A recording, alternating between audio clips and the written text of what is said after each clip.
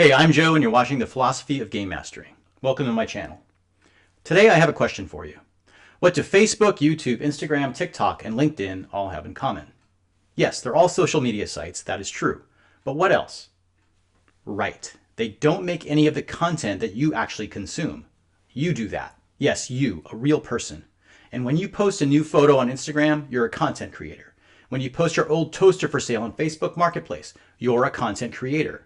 When you post a video of yourself doing a silly dance on TikTok, you're a content creator. And when you make and share your own content, like I'm doing right now, you're sharing it with real people. In this video, I'll show you what it means for your content, and by understanding how YouTube sees your content, how it will make you a better YouTuber and content creator. Let's get started.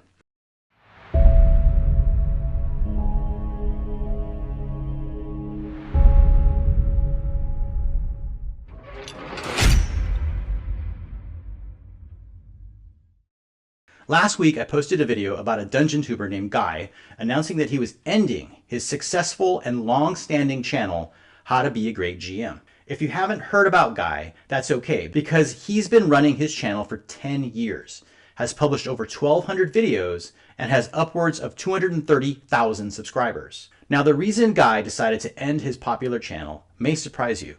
In a video he posted at the end of December 2024 entitled The End of How to Be a Great GM Channel, he mentions a conversation he had with some YouTube employees while visiting its office in London. Let's hear it from his own words. Some of you have noticed, rightly so, that the viewership numbers on the channel has been decreasing. And that's a combination of factors. We've been looking into it, watching it very, very closely. I want to say it's because YouTube is actively culling the channel. I literally went to their offices here in London and had a conversation with them where they went, "Your numbers are not great. What's your next YouTube channel going to be? Because Great GM is going to be gently pushed to the side." So, why would YouTube tell Guy they were no longer going to support his channel? And what does gently push it aside even mean? Well, as I mentioned in my intro, YouTube didn't create any of Guy's content. Guy did. So what's YouTube's job with regards to Guy's channel? Or any channel for that matter? YouTube's job is to keep viewers like you engaged on its site as long as humanly possible.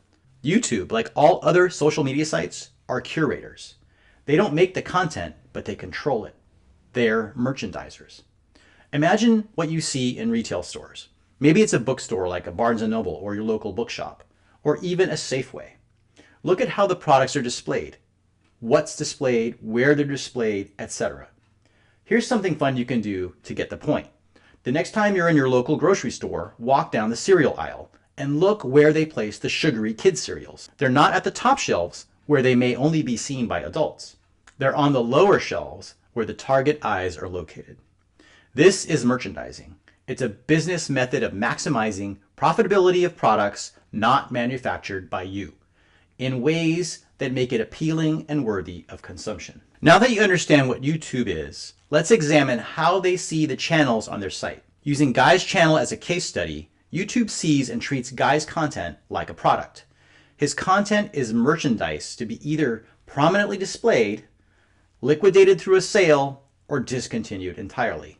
And all social media sites have a way of auto-merchandising user content. This is more widely known and referred to as the algorithm. Yes, the dreaded algorithm is just a fancy word for automatic social media curation and merchandising. Now I want to get to the fun part. Content as a product. What does this mean? If you're feeling a bit skeptical about my assessment about Guy's content being seen as merely a product to YouTube, this next section will help. Products in a market go through something called a life cycle, and it's broken into 4 phases. Number 1, the introduction. Number 2, growth. Number 3, maturity. And number 4, decline. When a product is made, it needs an introduction into the market. For example, when I started this channel a year ago, it was more of an experiment. I put out a few videos to promote a book I was writing on how to be a dungeon master, and I gained about 10 subscribers.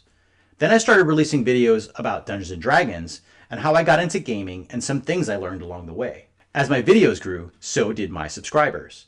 It was a simple formula. Release content, gain viewers to gain subscribers. The better the content, the faster this occurs. It's not rocket surgery.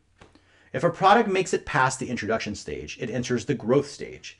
This is a stage that my channel is approaching right now. A product's growth stage is typically associated with decreased costs and increased sales. A strong growth stage will eventually lead to profitability. In the case of a YouTube channel, growth is continued accumulation of regular viewers, subscribers, and channel engagement through increased comments and sharing of that video. And much of this comes from early engagement when that video is released. If the YouTube algorithm detects early engagement on a newly released video, they're more likely to promote it to other feeds.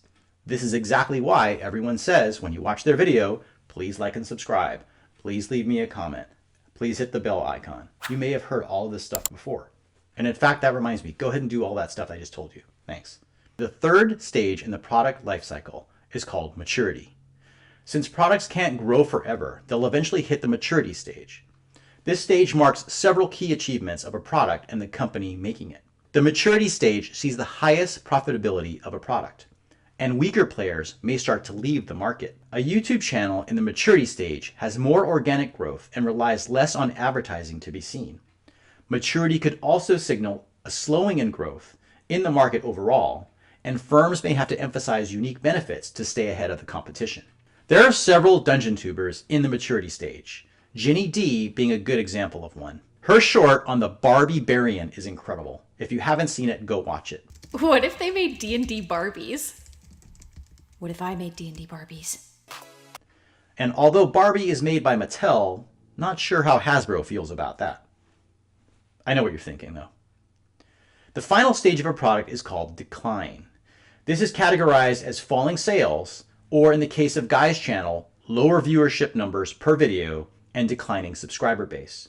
A few key reasons for a product entering decline is changes in customer tastes and lack of content variety to attract new customers. This is the reason YouTube told Guy that they were, quote, pushing his channel to the side. It's the same reason Barnes & Noble may stop carrying books from a once popular author, or why your grocery store stopped stocking Lucky Charms because kids now hate marshmallows for some reason. The point is, products can't live forever in the maturity stage without evolution.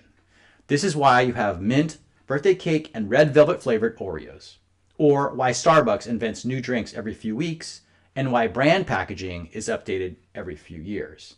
Your visual system desensitizes itself to common and familiar items. By injecting a bit of novelty in an established brand, it goes a long way of extending the maturity phase. And after 10 years of videos for game masters and players, Guy's channel has hit the decline phase. YouTube knows this and Guy knows this. However, there's a huge upside to all of this. Guy has started a new channel on one of his other obsessions, Star Trek. Guy has proven over the last decade that he can make great content consistently for a niche audience. He'll take the experience and knowledge to the next level and inject some excitement in his new endeavors.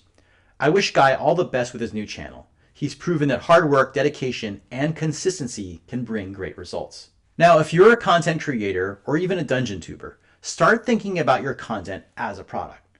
Assess what phase your product is in, or your channel in this case, and take action steps on getting to the next phase.